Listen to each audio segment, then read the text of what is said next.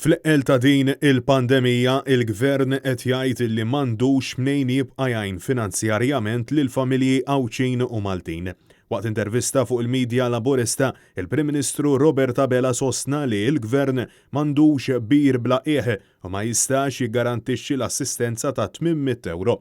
Dan minkejja l-appelli ta' diversi korpi kostitwiti, ħaddiema, negozji u familji li qed jinsistu għall-għajnuna tal-Gvern għaliex jinsabu fix-xifer ta' katastrofi. Li l-Gvern m'għandux bir bla qiegħ ta' 800 euro fix-xahar għal kull persuna li qed tirċivihom li jista' jibqa' jagħtih għal dejjem ta' dejjem. B'risposta għall-analiżi tal-espert tal-istatistika Vincent Marmara fuq il-ġurnal The Malta Independent li ż-żieda fl-aħħar jiem tal-każijiet pożittivi taf tindika li pajjiżna hemm possibilità li dieħel fit-tieni mewġa, Robert Abela sostna li l-mewġ qiegħed fil-baħar u saħaq illi ma rridux imbeżżaw mill-babaw. Ma nistgħux imbeżżaw lin-nies bil-babaw.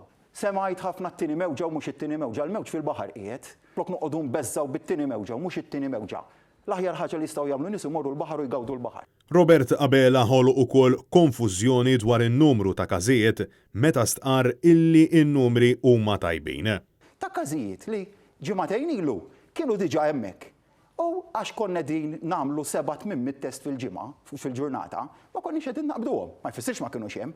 Il-Prim Ministru uża il-medja Laburista biex iħabbar illi mill-ġimgħa d-dieħla ser jiftaħ aktar stabbilimenti fosthom il-hairdressers u r-ristoranti.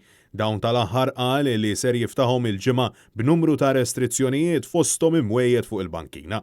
Abela ħeġġeġ lin-nies sabiex joħorġu jixtru minkejja li l-awtoritajiet tas-saħħa għadhom qed jappellaw sabiex il-pubbliku ma joħroġ minn daru għal xejn. Sejf li inti tmur f'ħanut tal-ħwejjeġ, sejf li tmur f'diversi ħwienet tar-retail oħra. Illi ftaħna fl-istess waqt ngħidulhom li qogħdu d-dar ma tmorrux. Għada niftħu ngħidu f'dil ġurnata se niftħu dal-bqija tal-istabbilimenti fl-istess waqt ngħidu n-nies li qed tmorrux.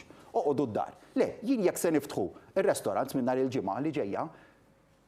U ħabbar illi il-proġett tal-isptar prefabricated issa twaqqaf ħesrem, proġett illi lura f'Marzu kien deskritt mid-Deputat Nazzjonalista Jason Azzopardi bħala skandlu laburista ieħor.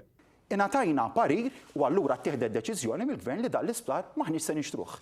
Il-parir li ngħatajna kien li m'għandni bżonnu.